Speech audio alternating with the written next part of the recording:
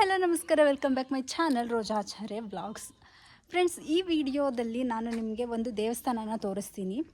ಯಾವ ದೇವಸ್ಥಾನ, ಇದ್ರ ಹಿಸ್ಟ್ರಿ ಏನು ಎಲ್ಲ ನಿಮಗೆ ಈ ವಿಡಿಯೋದಲ್ಲಿ ಗೊತ್ತಾಗುತ್ತೆ.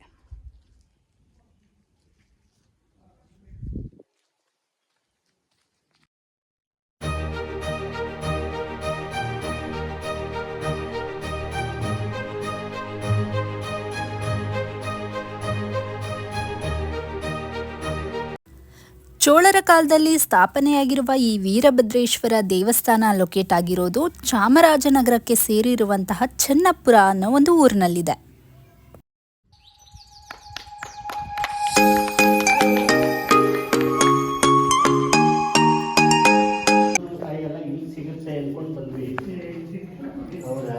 ನಾವು ಮೈಸೂರವರು, ನಮ್ಮ ಮನೆ ದೇವರು ವೀರಭದ್ರ ಸ್ವಾಮಿ. ಪ್ರತಿ ವರ್ಷ ಗೌರಿ ಹಬ್ಬದ ಸಮಯದಲ್ಲಿ ರಥೋತ್ಸವ ಕೂಡ ನಡೆಯುತ್ತೆ ಇಲ್ಲಿ. ಆದರೆ ಕಾರಣಾಂತರದಿಂದ 2 ವರ್ಷದಿಂದ ನಡೀತಾ ಇಲ್ಲ ಅಂತ ಹೇಳಿದ್ರು. ಯಾಕಂದರೆ ಅಲ್ಲಿನ ರಥ ಸ್ವಲ್ಪ ರಿಪೇರಿ ಇದೆಯಂತೆ. ಅದಾದ ತಕ್ಷಣ ಪ್ರತಿ ವರ್ಷ ಗೌರಿ ಹಬ್ಬ ಆದ ಮೊದಲನೇ ಮಂಗಳವಾರ ರಥೋತ್ಸವ ನಡೆಯುತ್ತೆ ಅಂತ ಹೇಳಿದ್ದಾರೆ. ಚೋಳರ ಕಾಲದಲ್ಲಿ ನಿರ್ಮಾಣ ಆಗಿದ್ರೂ ಕೂಡ ಈ ದೇವಸ್ಥಾನವನ್ನು ಜೀರ್ಣೋದ್ಧಾರ ಮಾಡಿದ್ದು ನಮ್ಮ ಮೈಸೂರಿನ ಒಡೆಯರ್ ಅಂದರೆ ನಾಲ್ವಡಿ ಕೃಷ್ಣರಾಜ ಒಡೆಯರ್ ಅವರ ಪತ್ನಿ ಶ್ರೀಮತಿ ಲಿಂಗರಾಜಮ್ಮಣ್ಣಿಯವರು. ಈ ದೇವಾಲಯಕ್ಕೆ ಸುಮಾರು 1000 ವರ್ಷಗಳ ಇತಿಹಾಸ ಕೂಡ ಇದೆ.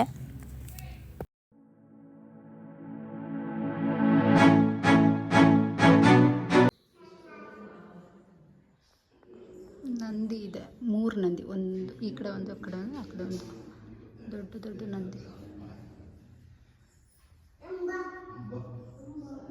ದಕ್ಷ ಬ್ರಹ್ಮನನ್ನ ಸಂಹಾರ ಮಾಡಿ ಶಾಂತ ರೂಪದಲ್ಲಿ ನಿಂತಿರುವ 12 ಅಡಿ ಎತ್ತರದ ಹಾಗೂ 32 ಕೈಗಳುಳ್ಳ ಜಡೇ ವೀರಭದ್ರ ಸ್ವಾಮಿಯನ್ನ ನಾವಿಲ್ಲಿ ನೋಡಬಹುದು.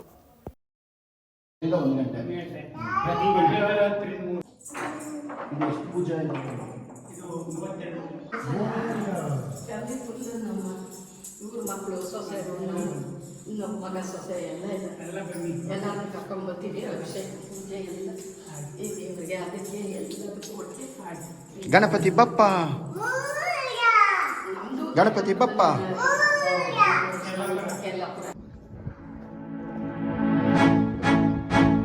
ತುಂಬ ಹಳೆಯ ದೇವಸ್ಥಾನ ಫ್ರೆಂಡ್ಸ್. ಇದು ಒಂದು 1000 ವರ್ಷ ಆಗಿದೆಯಂತೆ. ಇದು ಮನೆ ಮೇ ಬಿ ಪುರೋಹಿತರು ಇರೋದಕ್ಕೆ ಕಟ್ಟಿಸಿದ್ದು ಅಂತ ಅನಿಸುತ್ತೆ. ಇದು ನೋಡಿ ಗೋಪುರ, ಹಳೆಯ ದೇವಸ್ಥಾನ ವೀರಭದ್ರೇಶ್ವರ ಸ್ವಾಮಿ. ಎಷ್ಟು ವರ್ಷದ? ಒಂದು ವರ್ಷ, 1000 ವರ್ಷ. 500 ವರ್ಷದ ಹಿಂದೆ ಜೀರ್ಣೋದ್ಧಾರ ಮಾಡಿಸಿದ ಮೈಸೂರು ಮಹಾರಾಜ. ಚೋಳರ ಕಾಲದಲ್ಲಿ ಕಟ್ಟಿರೋ ದೇವಸ್ಥಾನ. ಓ, ಸ್ಟೆಪ್ಸ್ ಎಲ್ಲ ಐತೆ ಬರೋದಕ್ಕೆ, ಅದೆಲ್ಲ ಬೆಟ್ಟ. ಚೋಳರ ಕಾಲದಲ್ಲಿ ಕಟ್ಟಿದ ದೇವಸ್ಥಾನ. ಅದೆಲ್ಲ ಊರು, ಹಳ್ಳಿ.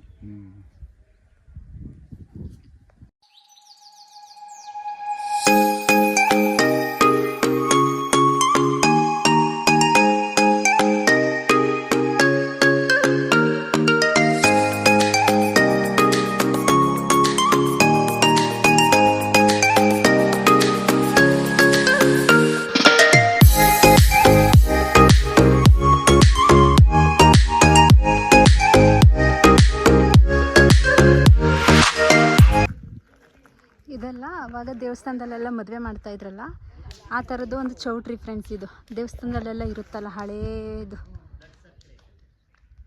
ಆ ಥರದ್ದು. ಒಳಗಡೆ ಏನೂ ಇಲ್ಲ, ಖಾಲಿ ಖಾಲಿ.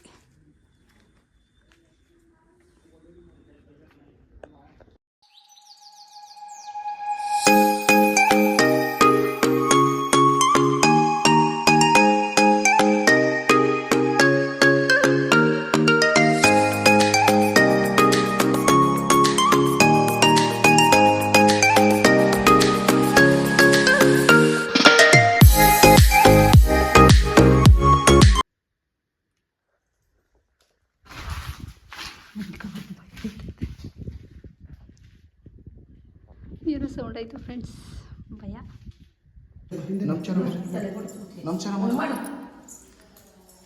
ಸ್ವಾಮಿಯೇ ಒಳ್ಳೆಯದು ಮಾಡಪ್ಪ.